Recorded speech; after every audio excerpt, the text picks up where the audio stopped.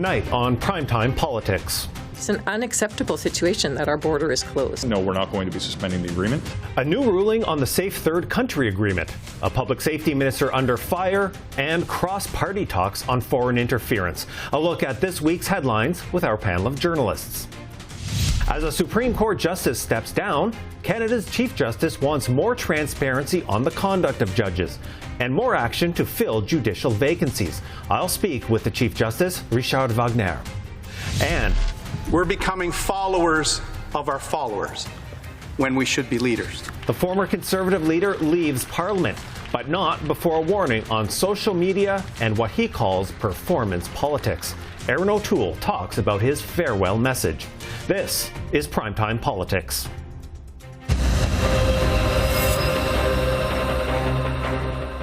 Hello, I'm Andrew Thomson in for Michael Serapio.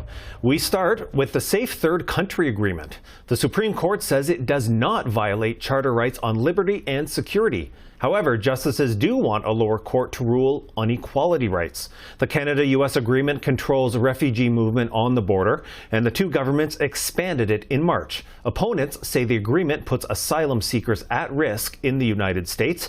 Here's a reaction from both sides to today's decision. Today's decision from the Supreme Court has mixed results for refugees and refugee rights in Canada. But nothing has changed today in terms of the dangers that are faced by refugees at the border.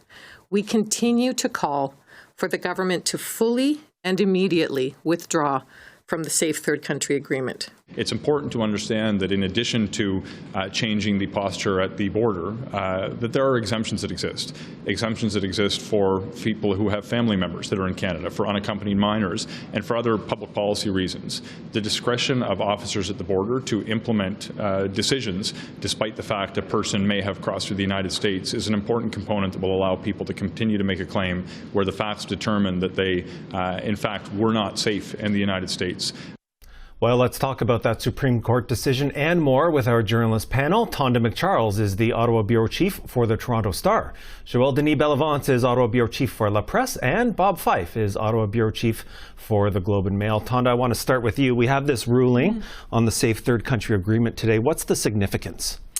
Well, look, I guess what it does is it upholds the government's view that a deal with the U.S. on how to treat the flow of refugee seekers across the borders is a valid one, is a constitutional one. The court basically found that there are enough legal safeguards there that the rights of people seeking refugee status, if they're turned back at the Canadian border back into the U.S., that they have enough protections there that this law is constitutionally valid. And the refugee advocates still maintain that the U.S. is not a safe country for refugee seekers, but Sean Fraser, the immigration minister, said today they're going with the validity of it and they're not dropping it. They're not going to suspend it or withdraw from it. Okay, Bob, let me turn to another minister, the Minister of Public Safety, and his handling of Paul Bernardo's transfer. We've had 3 straight days now of Conservative demands for Marco Mendicino to resign. What do you think the future holds for Mr. Mendicino now? Well, look, we're all expecting a cabinet shuffle in the coming weeks after the House shuts down and before the Prime Minister goes on holidays. I would think it would be very unlikely that Mr. Mendicino would remain in a very important portfolio as public safety. He's really screwed this one up badly.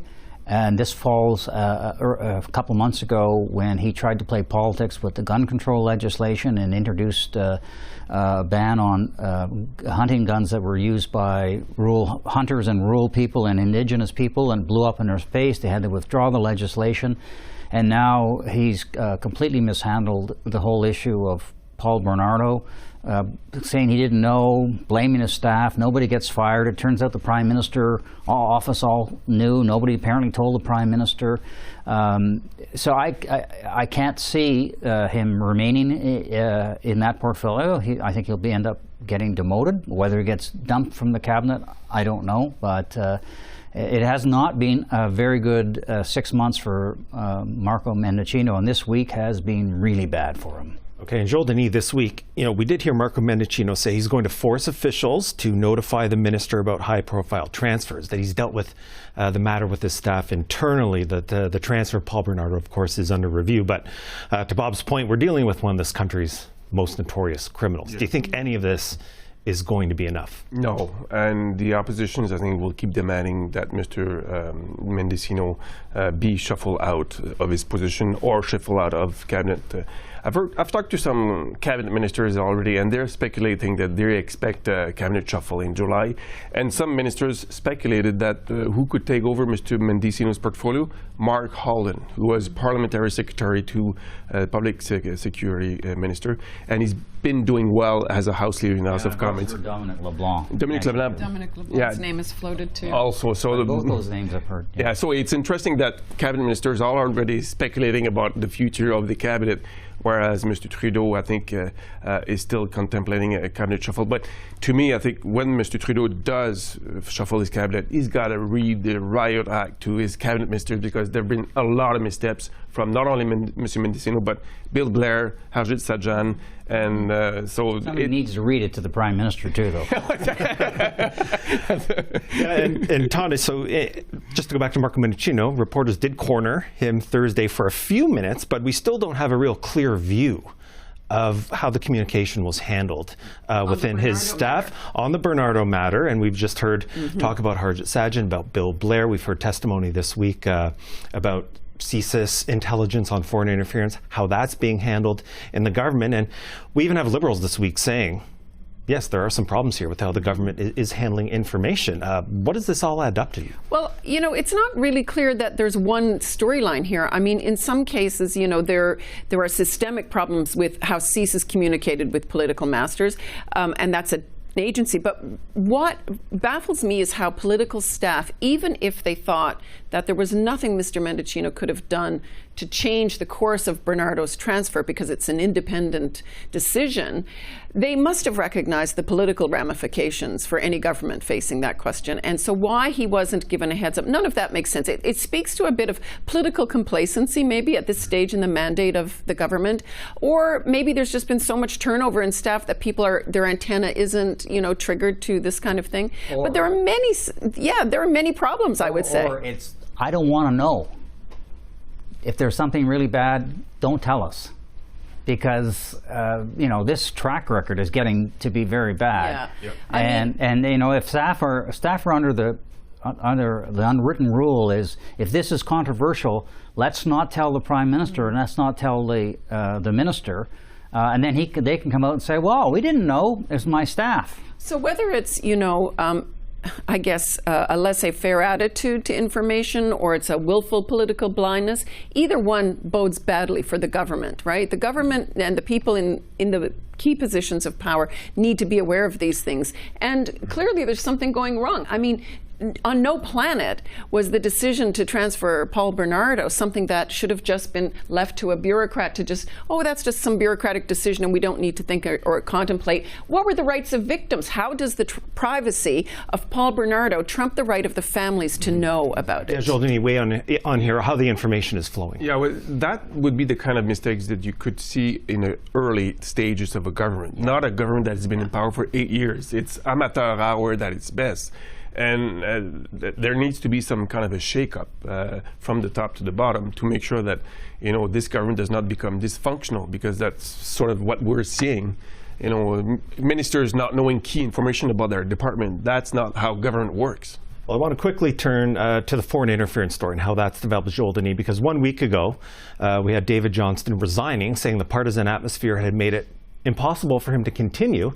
Now in the days since, we've seen some cross-partisan talks on a potential public inquiry. We've had the government saying we need opposition feedback on this. What do you make of how this story has been evolving? Well, we're back to square one, I guess. In March, Mr. Trudeau thought he could, you know, dodge the issue or dodge that bullet by appointing a rapporteur, which was a new word for a lot of people, rapporteur. Now he's back to square one, and I think the fact that he's reaching out to opposition parties is just showing that he knows his corner on that issue, and the only way out, to me, is to launch a public consultation with the support of the opposition parties, contributing to maybe to suggestion as to who could lead that public inquiry. So I guess the issue is so important, you know, it's the future of democracy, that it needs to be a transpartisan, if I may say, cross-partisan dealt with. Yeah, Tonda, how do you see this onus now that the government is putting on the opposition here? Well, I'm not sure that no matter what names are put forward, that all parties will necessarily agree. The Bloc Québécois put forward a number of names this week, including Louise Arbour, and I already heard people say, well, her daughter ran for the NDP, and including Erwin Collar, who, by the way, was a former Liberal cabinet minister. So, look, there's always, I think the opposition parties are going to always reserve their right to criticize, and I don't think that they're going to let the Trudeau government or the Prime Minister himself off the hook for making a tough decision. He needs to make a decision. It will be his, and at the end of the day, and they will reserve the right to criticize it. But it's a clever maneuver on the government's part to try and get the opposition to take some responsibility for it. But really, it is a government decision on how to deal with this. And actually, I think we've said this before on this panel, there are actions they could have taken and should take more quickly. Establish a foreign interference or a foreign influence registry, make foreign interference in elections a criminal offense. Why is that not already the case? So, look, there are actions that the government should and could take responsibility for immediately. And Bob, we certainly heard diaspora groups, for instance, say that they want more action. You could be doing some of the things we've recommended. For a public inquiry is going to take a very long time to come to conclusions. A public inquiry is really important, because we have to find out why did the government know about these interference in 2019 and 2021? Was it ignored because it may have benefited the Liberals or not? That has not really been answered by Mr. Johnson, because he simply accepted the word of the Liberals. And, you know, we need a public inquiry. If the terms of references are done properly by the opposition parties, we'll be able to say, okay, you know, you're hopefully would be a judge, where you can compel evidence, you can get subpoena powers, you can actually find out what has gone on. In fact, whether there was a lot of inaction in other agencies as well. But we need to find this out, and at the same time, we need to come up with other solutions than just what Tonda is talking about, long-term solutions. And I think the NDP make a very good point. This activity is not unique to China, even though they're the number one country of concern. It's happening in the South Asian community in this country. And I think Mr. Singh spoke eloquently about how, as a Sikh Canadian, how many in his community have felt that the Indian government has been interfering in the democratic process in this country. So it's not, you know, because we're a pluralistic, multicultural society, you do have some of this stuff involved in our election process, whether it's at the municipal level or the provincial level or the federal level, and we need to have laws in place or safeguards in place to protect Canadians so they can vote freely. Okay, we'll have to leave it there. Bob, Tonda, and Joël-Denis, thank you so much. Thank you. Thank you, Andrew.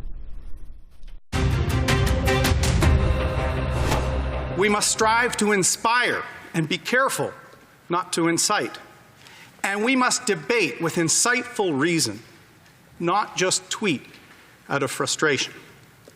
Because if we don't, Mr. Speaker, decades in the future, Canadians will point to this Parliament as the time when our national decline began. That was the message from Erin O'Toole in his farewell speech to the House. The former Conservative leader and cabinet minister is about to leave Parliament after more than a decade as MP for Durham, Ontario. But Erin O'Toole is making a stop at the CPAC studio on his way out of Ottawa. Erin O'Toole, good to see you. Good to see you, Andrew. So your speech on Monday, very interesting. You said too many politicians are chasing social media likes and algorithms, that there's too much focus on performance politics and virtue signaling instead of substantive discussion. So I do want to ask, is that a message to your own party and to the leader that's succeeded you? It's a message to all politicians. It's the biggest difference I've noticed since I was led into the House after my by-election over 10 years ago to today. You know, I served under Prime Minister Harper, who really didn't do anything on Facebook or Twitter and these sorts of things. But now that's almost essential battleground for politics. And over time, with algorithms and with performing for just a sample of Canadians who happen to follow you, you're actually not talking to all Canadians. And that's now translating into the House itself. So social media has really transformed politics. It probably explains some of the division, probably explains these weird minority governments where for now twice in a row, Justin Trudeau has lost the popular vote, but won the seat count. And so let's make sure we're not just talking to our followers, we're talking to all Canadians. And I was struck in listening to your speech about what you said when you left the leadership last year. That was, of course, at the height of the convoy protests. You said the Conservative Party had two options. One was a message of inclusion and hope reflecting a modern Canada, and the other option was to be angry and negative and extreme. You called that a dead end that would keep Conservatives out of government. So we're about 16 odd months later. Which of those two paths do you think your own party is taking? Well, I think right now we're on the path to form government. If you look at the polls, I think Pierre is poised to win the next election. The issue will be, do we win enough seats to actually govern? Mr. Trudeau has a coalition with the NDP. Jagmeet Singh is holding this government afloat. And so for us to actually make real progress on a number of issues and change, you're going to need the support of the House. So it's not just winning the election now. Really, it's winning majority or having enough ideas where there's some overlap with parties on the other side to get legislation through. We can't be so absolute that we could win government but not win the support of the House and then be back in an election. So I think we're going to win the next election, but I think we do have to offer some policies to talk more to urban and suburban Canada. Otherwise, there's just not enough seats in rural Canada or in Western Canada to hold long-term government, and that's what I think the country needs to get back on track, a longer-term, stable Conservative government. Okay, now in your goodbye the other day, you also talked about letting conspiracy theories go unchallenged, letting other people define how issues get debated, and you said you yourself were guilty of becoming a follower of your followers, in a sense. When did that happen for you? Well, I don't think I ever got to a point that I was a follower of my followers. It probably led to my expulsion. Some people didn't support some of the moves I made on the environment and things like that. But I didn't always have the right tone in discussing things on social media or sometimes talking to only a slice of the population. But the movements now that politicians try to capture, whether it's some of the conspiracy theories we see on the UN or other things, or whether it was the Shut Down Canada movement, where people were saying, let's shut down the rail lines and have blockades just before the election that the NDP were speaking to, those are just movements fueled online. They're not actually speaking to a broad cross-section of Canadians. So I think what we have to do is channel some of the frustrations out there, not into negative directions. Let's try and put forward policies that can get broad support, get our resources to market. That was an example I used. And I don't see that happening. The left is talking about climate apocalypse, and the right often doesn't even talk about getting emissions down. So where can we find something to make progress so we can get our resources to market, but also lower our emissions? And I think we need more serious debate in the House of Commons to get there.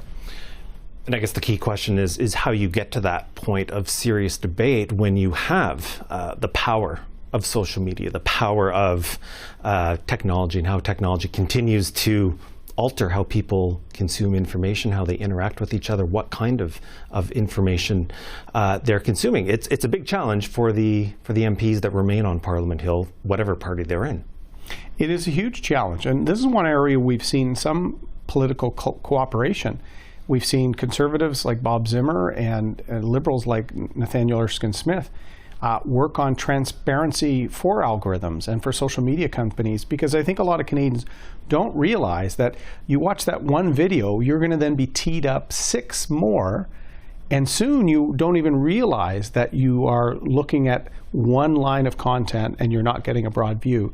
So more transparency. Our Parliament's looked at that a little bit, but also making sure that Parliament is not irrelevant. Parliament shouldn't just be for, a clip for our supporters and a clip for theirs. And we're seeing MPs like the MP for Kingston who really just trolls people in the House and online. That's not helping debate. All sides are a bit guilty of this. So maybe more time for question period, maybe more serious debates in the House, maybe allow the Speaker a bit of latitude to have speakers get up that actually know the subject and are going to have serious contributions. So we control the levers to our parliamentary democracy. The impact of social media means, hey, we may have to update things we've been doing for 50 years because they're not working right now. So I think I'm still very optimistic. I ended my speech saying I have faith in my fellow MPs on all sides. So my warnings and my observations was really because I believe they can make a positive change and really get the country into a better, more united form after the last few years of tensions with the pandemic. Okay, we'll have to leave it there. Erin O'Toole, thank you so much for your time, and best of luck as you leave Parliament. Thank you, Andrew. Canada's Chief Justice delivered his annual update to journalists this week. Richard Wagner warning of a justice system under strain because of judge vacancies and facing questions about Russell Brown's resignation from the Supreme Court. I had a chance to speak more with the Chief Justice about those issues. Here's a look at our conversation. Chief Justice Richard Wagner, thank you so much for being here. Good afternoon. Now, most of the questions you faced this past Tuesday were, of course, on Russell Brown's departure and how that puts an end to the review of his alleged conduct. You said you have concerns about transparency in the process and what the public finds out. What are the specific changes you think need to happen so that the public feels more reassured about these kind of situations? Yeah, well, without referring to the case of Mr. Brown, because I cannot talk about that case, but generally speaking, since at least 2018, 2019, I realized that when you look at the judicial conduct process at the CJC, there was changes to be brought to the process because it was too long, too costly, and not transparent. And that's why I asked from the beginning that the Judges Act be amended so that the judicial conduct process be amended and be shortened while respecting the rights of the judge to be defended and also the right of the public to be protected. And so that's why the government introduced legislation in 2021 at the Senate. And to make a story short, after that it was called the C9 legislation. It's still before Parliament. And that legislation has several provisions to shorten the delays. So it would not be possible, for instance, to launch appeal proceedings or judicial review on any decisions rendered or released during the process. It would make the process more public. In other words, there are provisions in that legislation that would indicate when a complaint could be made public, when the results of an inquiry would make public. It will provide also that a member of the public would participate also on the hearing at different level. So overall, it's a good legislation. It is aimed at making the process more transparent so that people could understand it. And unfortunately, it's still before Parliament. And it was adopted by the House of Commons recently. It went to the Senate. The Senate is asking some amendments. Most of those amendments are dismissed by the Justice Minister. So the C9 has returned to the House of Commons and it's still there. So I wish that this legislation be adopted in the best interest of the public. Okay, I want to turn now to judicial vacancies, another topic you've been talking about. You had written to the Prime Minister this spring on delays to getting some new names on the bench. What was the response from him? Well, the letter followed a complaint by my 42 Chief Justices across the country during the last meeting of the CJC in April. And they realized that in all provinces there were more than 80 vacancies. Judges were not appointed. Even Chief Justices were not appointed, and Associate Chief Justices were not appointed within a reasonable delay. So I took upon myself, following my discussion with my colleagues, to advise the Prime Minister, to tell him that there is a serious problem here, and that there are consequences. And so following my letter, the Prime Minister called me, and I explained again to him that the fact that the judges were not appointed created a lot of problems in all provinces, where judges were not available to hear cases, that some other judges had to decide which cases will proceed. A judge should not be forced to do that. There's an impact also on mental health issues for judges who are overburdened by the other files. And so at the end of the day, there could be also stay of proceedings because criminal trials could not proceed within the delays of Jordan, for instance. And that brings into question the credibility of the justice system and therefore the nature of our democracy. Are there certain regions then that have you worried? Certain provinces, certain territories? Yeah, it's the same situation everywhere, but I must say that in Alberta, the Chief Justice of the King's Bench, Mary Morrow, advised that there were many cases which are covered by this problem, and that stay of proceedings can result from those omissions. So have you seen or heard anything back then from the federal government since you've written that letter that gives you more optimism in terms of getting some of these vacancies filled? Well, it was quite recent. The Prime Minister called me after receiving my letter. I take some comfort in the way he addressed my letter, and we'll have to wait and see. Okay, I want to turn to another topic that you've raised in the past, which is your concern about access to justice, especially for disadvantaged Canadians. Have you been seeing any progress over the past year or two since you first brought this out into the public sphere? Well, access to justice is a problem that we're talking about for many years, and it means many things. You know, access to justice means the right to the right information, to know for any member of the public to understand and know whether he or she has a right. It means also access to the courts physically, to have access to a judge. So there must be a judge available. That means also the cost to have access to a court with a reasonable budget. So it means many things. So there's no one single solution. There's no magic remedy. I think that it needs the efforts of every stakeholders in the justice system. The governments to properly fund the system, properly pay for the employees, the staff at the courthouse, the clerks, sheriffs, judicial assistants, and also the bar has a responsibility to promote other ways of dealing with the disputes instead of having always to go to court. The pro bono work is part of the solution. Increased legal aid would help also the access to justice. So it takes a lot of goodwill, but I think we're going in the right direction because I think that every stakeholder is now sensitive to the issue, and there are different initiatives in different provinces. Okay, let me finish with one question about your own work on the Supreme Court. Now, of course, that Russell Brown has retired. You've got a vacancy. What does that do to your workload and the workload of your other colleagues? Well, that means that my colleagues and I will work a bit harder in order to make sure that the fact that we miss one judge won't make a difference. But, you know, we've been sitting at 7 and 5 judges since February. As a matter of fact, the court usually sits at 7 most of the time, whereas sometimes we sit at 9 for the most important cases like the references or constitutional issues. But we will continue to render decisions up until the new appointment, and I wish, of course, that the new judge be appointed as soon as possible.